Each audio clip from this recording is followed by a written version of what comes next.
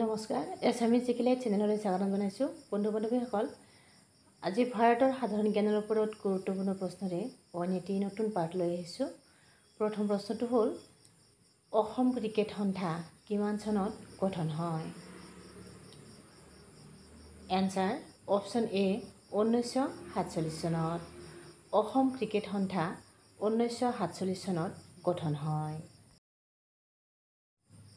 Next question, Himachal প্ৰদেশৰ ৰাজধানী কি? এনচাৰ অপশ্যন এ চিমলা। হিমাচল প্ৰদেশৰ ৰাজধানী হ'ল চিমলা। নেক্সট কুৱেশ্যনটো লৈছোঁ, ভাৰতত কম্পিউটাৰ সেৱা কেতিয়াৰ পৰা আৰম্ভ হয়? এনচাৰ অপশ্যন ডি 1966 চনৰ পৰা।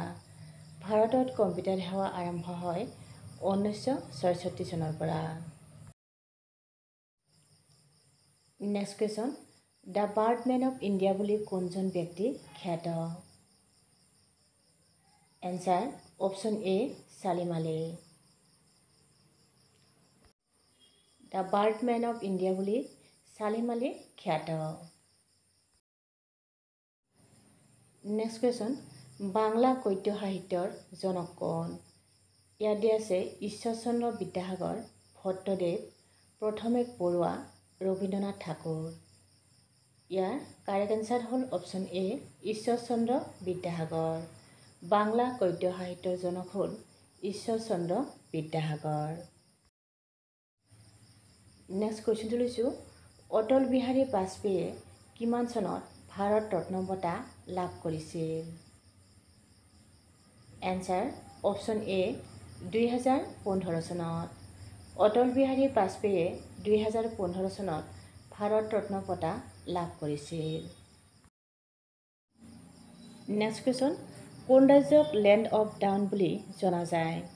ইয়াত অৰুণাচল প্ৰদেশ হ'বনে, ছিকিম, আছে দিয়া অসম, গুজৰাট। ইয়াৰ কাৰেক্ট এনচাৰটো হ'ল অপশ্যন এ অৰুণাচল প্ৰদেশ। অৰুণাচল প্ৰদেশ ৰাজ্যক লেণ্ড অফ ডাউন বুলি জনা যায়।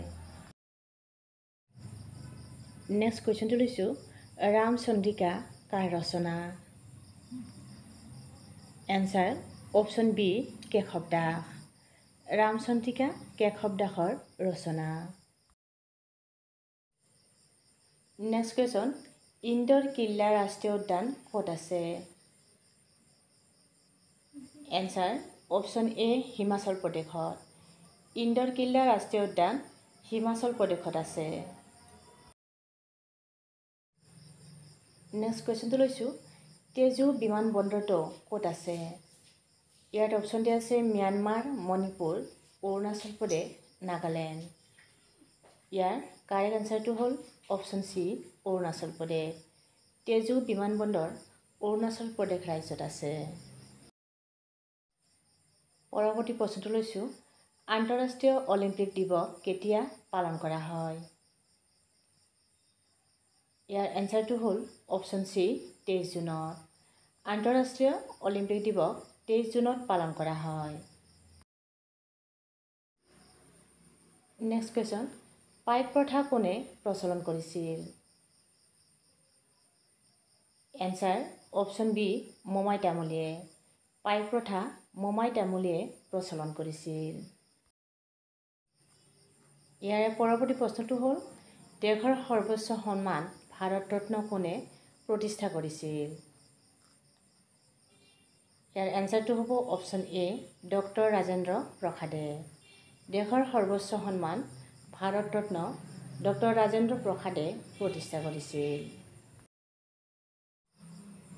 নেক্সট কুৱেশ্যনটো লৈছোঁ, ডুৰাণ্ড কাপ কি খেলৰ সৈতে সম্পৰ্কিত? Volleyball, hockey, football, cricket. ইয়াৰ কাৰেক্ট এনচাৰটো হ'ল option C football. Durand cup football খেলৰ সৈতে সম্পৰ্কিত। নেক্সট কুৱেশ্যন, ভাৰতৰ কোনখন ৰাজ্যত আপেলৰ সৰ্বোচ্চ উৎপাদন হয়? ইয়াত দিয়া আছে জম্মু কাশ্মীৰ, ৰাজস্থান, পঞ্জাৱ, গুজৰাট। ইয়াৰ কাৰেক্ট এনচাৰটো হ'ল অপশ্যন চি পঞ্জাৱ।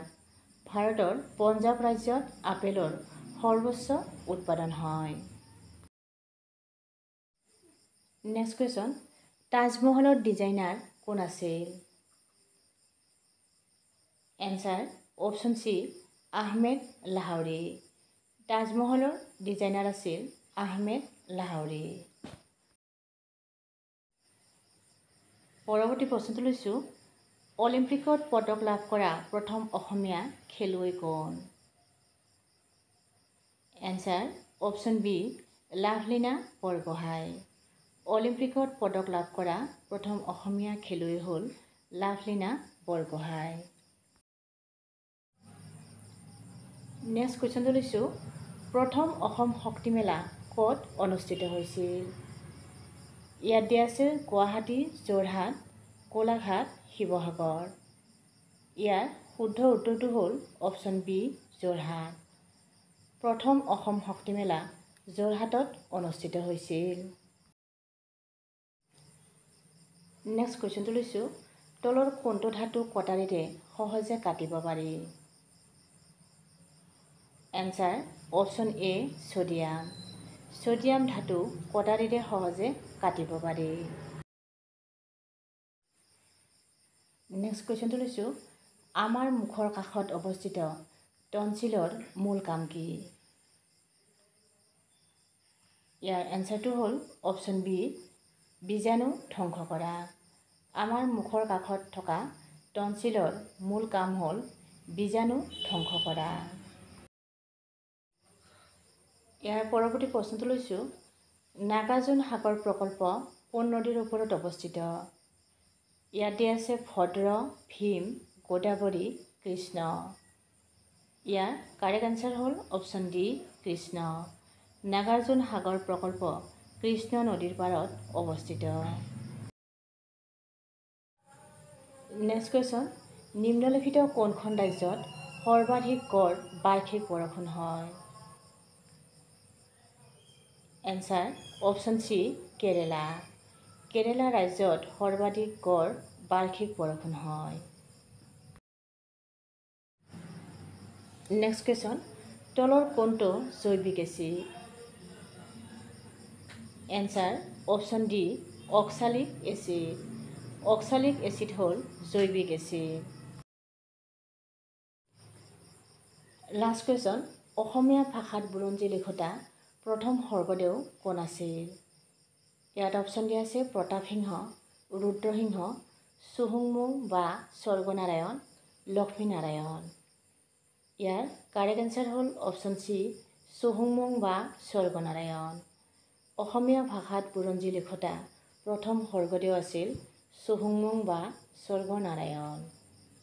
যদি ভিডিঅ'টোৰ পৰা উপকৃত হোৱা বুলি ভাবে তেতিয়াহ'লে লাইক কমেণ্ট কৰাৰ লগতে আমাৰ চেনেলটো নতুনকৈ ভিজিট কৰিছে তেতিয়াহ'লে ছাবস্ক্ৰাইব কৰিবলৈ যেন নাপাহৰে।